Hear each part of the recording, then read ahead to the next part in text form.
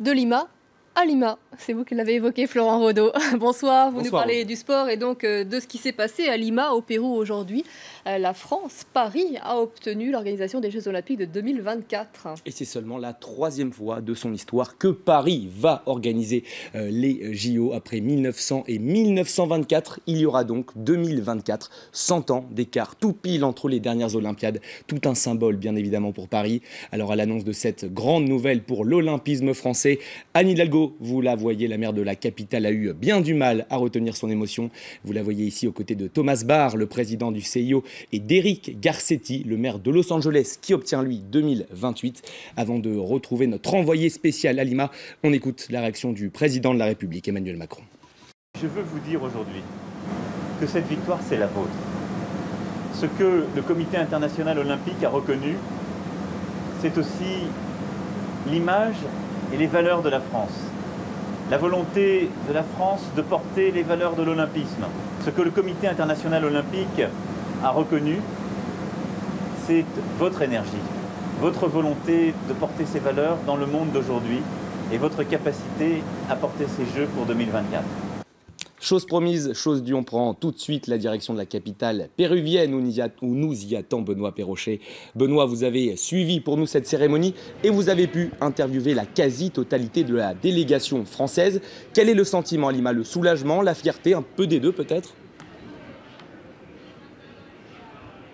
Oui, le soulagement, même s'il n'y avait pas beaucoup de suspense avant cette journée du 13 septembre. On savait depuis la fin juillet que Paris organiserait les Jeux de 2024 et Los Angeles les Jeux de 2028, puisque Paris était seule candidate pour les Jeux de 2024. Beaucoup d'images à retenir de cette journée ici à Lima, mais l'image que moi je vais retenir personnellement, c'est bien sûr au moment de l'annonce de Thomas Barr, le président du CIO, l'image de la maire de Paris, Anne Hidalgo, entourée de toute la délégation française, très émue, la maire de Paris, car c'est enfin officiel. Après un long tunnel, c'est vrai que ça a été long, ça fait 100 ans que Paris n'a plus organisé les Jeux Olympiques, et puis eh bien, pour prendre la direction de Lima, pour présenter ce projet, il a fallu se mettre au travail il y a maintenant de nombreuses années, mais c'est enfin officiel. Paris organisera bien ces Jeux en 2024, ce 13 septembre, qui va rester comme une journée historique pour la capitale française, surtout après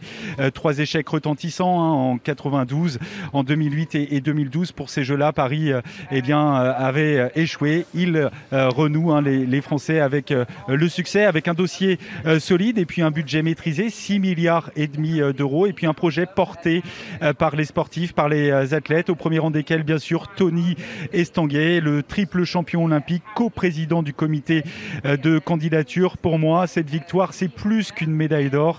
Voilà pour la signification qu'elle a, cette victoire pour Tony Estanguet. Alors l'heure maintenant est aux festivités. Il y a bien sûr une réception qui est organisée ce soir dans un restaurant à Lima, et puis ces délégations françaises vont quitter la capitale péruvienne demain pour rejoindre Paris vendredi en milieu de matinée. Il y aura bien sûr cette communion avec les Parisiens qui sera ponctuée par un concert géant sur le parvis de l'hôtel de ville vendredi soir. Ce moment de communion, ce moment de partage avec les Parisiens, ce moment de partage, le mot partage qui a été très souvent utilisé, notamment par Tony Estanguet aujourd'hui. Benoît Perrochet en direct de Lima. Merci beaucoup, Benoît.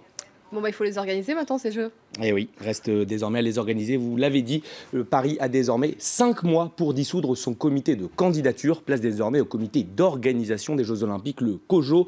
Son président sera un homme clé dans le succès de Paris 2024, en la personne de Tony Estanguet. Benoît vous en parlait, membre du CIO, triple champion olympique de canoë. Il est parfois appelé le Sébastien Coe français, l'homme providentiel pour Londres. En 2012, l'autre coprésident de Paris 2024, Bernard Lapassé, prendra lui la présidence d'honneur à 77 ans. Il a souvent adoubé Tony Estanguet. Quid Aude, en revanche, du directeur général de ce COJO. Pour l'instant, c'est Étienne Taubois, un ancien champion de badminton, qui tient la corde.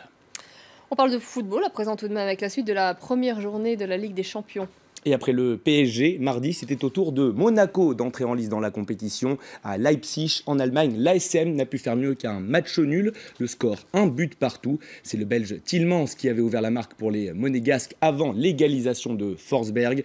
Dans l'autre match du groupe, surprise avec la victoire 3-1 du Beşiktaş sur la pelouse du FC Porto. Le double tenant du titre, le Real Madrid, a lui tenu son rang. Succès logique 3-0 face à Nicosie. Cristiano Ronaldo inscrit un doublé. Succès également dans cette poule de Tottenham face au Borussia Dortmund, 3-1 avec 2 réalisations d'Harry Kane. Enfin à domicile, Liverpool n'a pu battre Séville, le score 2 buts partout.